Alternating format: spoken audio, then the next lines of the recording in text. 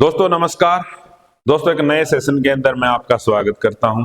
जैसा कि आप लोग जानते हो एचपीएससी ने अभी पीजीटी मैथ्स के लिए जो इंटरव्यू शुरू किए हुए हैं वो आज से शुरू थे दोस्तों, और ये 16 तारीख तक चलेंगे। आज बहुत सारे छात्र इंटरव्यू देने के लिए गए थे, उसमें से कुछ हमारे छात्र भी थे। तो जिनसे बात हुई तो उन्होंने बताया कि सर आज हमसे इस तरह के जो क्वेश्चन किए गए हैं आप बताइए, ताकि और जो साथी हैं हमारे वो इनको तैयार करके जाएं। तो दोस्तों नए क्वेश्चन बहुत कम ही हैं, जो हमने डिस्कस किए थे जनरल पार्ट से लगभग वही क्वेश्चन किए जा रहे हैं। और आप भी इंटरव्यू देखने के लिए जब जाओगे तो आपको भी इन्हीं में से क्वेश्चन मिलेंगे। जैसे आज मैं आपके साथ डिस्कस करने जा रहा हूं आज के इंटरव्यू के अंदर जो जो क्वेश्चन किए गए।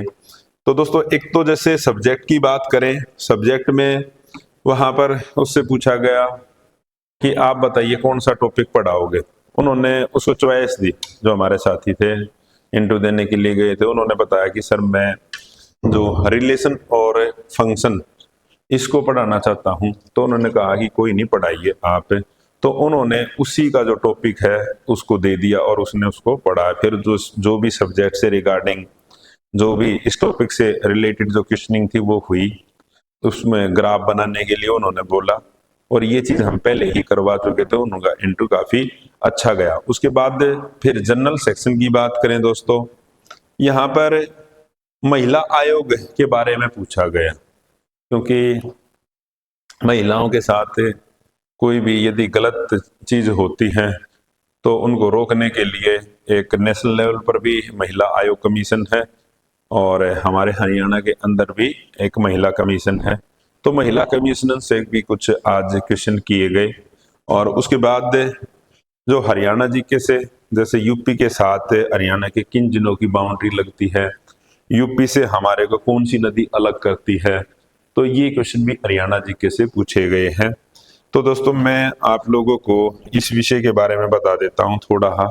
यदि ये क्वेश्चन आपसे किया जाता है तो आप इसके बारे में थोड़ा तैयार करके जाइए आप। दोस्तों हरियाणा राज्य महिला आयोग किसके लिए काम करेगा आप ये देखना, क्योंकि महिलाओं के लिए इसका गठन किया गया है। तो दोस्तों ये हरियाणा राज्य महिला आयोग महिलाओं के वेलफेयर के लिए काम करता है, और इसका जो गठन किया गया 1993 में किया गया था। महिलाओं के खिलाफ होने वाले अपराधों से जुड़े मामलों को सुलझाने का जो काम करेगा वो महिला आयोग करेगा, ये आपने बताना है। उसके बाद राष्ट्रीय महिला आयोग है। इसकी स्थापना दोस्तों 31 जनवरी 1992 को हुई थी, और ये आयोग महिलाओं से जुड़े नीतिगत मामलों पर सरकार को सलाह देगा। तो ये चीज आप तैयार करके जाना। उसके बाद दोस्तों इसके काम पूछ लिए जाए तो महिलाओं के लिए संवैधानिक और विधायी सुरक्षा का जो आकलन करता है ये करता है।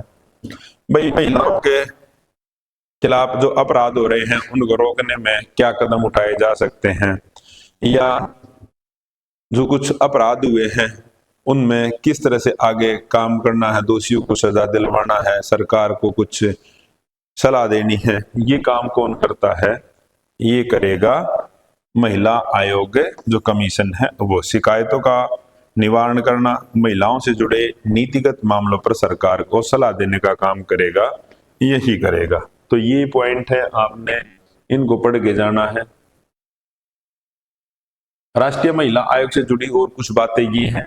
राष्ट्रीय महिला आयोग में शिकायत दर्ज कराई जा सकती है कि कई प्रकोष्ठ हैं, जैसे कि शिकायत और अन्वेषण प्रकोष्ठ, कानूनी प्रकोष्ठ, उसके बाद भारतीय प्रकोष्ठ, पूर्वोत्तर प्रकोष्ठ। तो इस तरह से दोस्तों ये जो चीजें हैं आपने तैयार करके जानी है, ठीक है। मेन तो अगर ये क्वेश्चन आ जाए कि राष्ट्रीय महिला आयोग का गठन क्यों किया गया या हरियाणा महिला आयोग गठन क्यों किया गया, तो आपने ये बताना है कि महिलाओं के खिलाफ जो भी अपराध होते हैं जब उनकी शिकायतों का निवारण नहीं होता तो उसमें महिला जो आयोग है वो महिलाओं की हेल्प करता है और उनको एक उचित डायरेक्शन भी देता है। तो ये चीजें आप बताओगे। उसके बाद आगे अगर हरियाणा के बारे में पूछ लिया जाए कि हरियाणा की वर्तमान जो महिला आयोग की अध्यक्ष कौन है, तो दोस्तों ये रेणु भाटिया हैं। उनका कार्यकाल अभी बढ़ा दिया गया है। और रेणु भाटिया ने महिला आयोग की अध्यक्ष के रूप में प्रदेश की महिलाओं से संबंधित समस्या और अपराधों पर गंभीरता पूर्वक काम किया है। उनके कार्यकाल में जीव और टीचर यौन शोषण जैसी बड़ी घटनाएं सामने आई और आयोग ने इस पर सख्ती से कार्रवाई की है। तो आप ये बता सकते हो दोस्तों। उसके बाद एक क्वेश्चन दोस्तों ये था, जैसे यहाँ पे पूछा गया था कि उत्तर प्रदेश के साथ हरियाणा के किन किन जिलों की सीमाएं लगती हैं। तो आप इसको देखना, यदि आपसे उत्तर प्रदेश का पूछा जाए तो दोस्तों एक तो यहां से देखो, ये जो बाउंड्री है मैं पहले भी बता चुका हूं, ये मैंने आप लोगों को एक क्लास के अंदर पीछे भी बताया था कि किन किन की बाउंड्री लगती है, तो आप इसको देख के चले जाना। तो दोस्तों देखो यहाँ पर है ये यूपी, उत्तर प्रदेश यूपी, ये एक तो एक जिला ये होगा यमुनानगर। उसके बाद देखो ये बाउंड्री है यहाँ पर कुरुक्षेत्र की न लगती, कुरुक्षेत्र तो यहाँ पे रह जाएगा, करनाल की लगती है, करनाल होगा सेकंड नंबर पे। उसके बाद पानीपत 3, उसके बाद सोनीपत 4, दिल्ली यूटी आ गया, दिल्ली को तो हम काउंट नहीं करेंगे, हम खाली अपने अपने जिलों को काउंट करेंगे। फिर ये आ गया दोस्तों यहाँ पर 5, और यहाँ पे आ गया 6, और एक बाउंड्री यहाँ पे लगती है 7, ये 9 की, ठीक है, थोड़ा ऐसा लगता है। इस तरह से यूपी के साथ लगने वाले जो ये जिले हैं दोस्तों ये हो गए 7। उसके बाद आपसे अगर हिमाचल के बारे में पूछ लिया जाए तो हिमाचल से यहाँ पे लगेगी एक तो यमुनानगर, और उसके बाद अंबाड़ा, और एक पंचकुला, ये ऊपर इस तरह से देख लेना, ठीक है। उसके बाद यहाँ दोस्तों ये है, यहाँ पे राजस्थान है, ये बाउंड्री राजस्थान की है इस साइड। अब राजस्थान के साथ देख लेना ये कितनी सीमाएं लगती हैं। एक तो पहले नंबर पर हो गया सिरसा की लगेगी, फिर ये देखो दोस्तों यहाँ पे थोड़ा हा कोना इसका, ये कोना फतेहाबाद का भी लगता है। उसके बाद हिसार भी, ये दोस्तों भिवानी, और ये महेंद्रगढ़, फिर आ जाते हैं रेवाड़ी, और रेवाड़ी के साथ फिर आ जाती हैं नू। दोस्तों इस तरह से 7 इसकी लगी सीमाएं, ठीक है। तो ये आपने ध्यान रख लेना 7। पंजाब के साथ सिरसा, फतेहाबाद, जींद, कैथल, और यहाँ पे देखो कैथल में यहाँ पे फिर एक ये आ गया कुरुक्षेत्र 5, अंबाड़ा 6, और पंचकुला 7।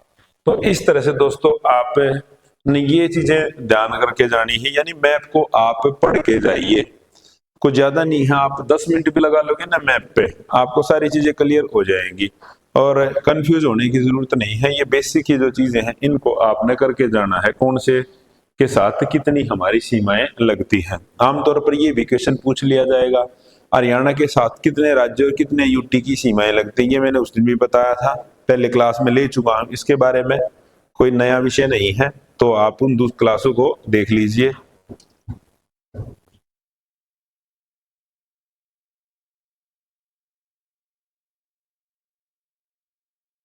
तो दोस्तों हमारे यहाँ पे जो बैच चले हुए हैं, अभी कॉमर्स के बैच भी चले हुए हैं, आप ऑनलाइन भी आ सकते हो, ऑफलाइन भी आ सकते हो। उसके बाद हिस्ट्री के बैच भी चले हुए हैं, ऑनलाइन और ऑफलाइन।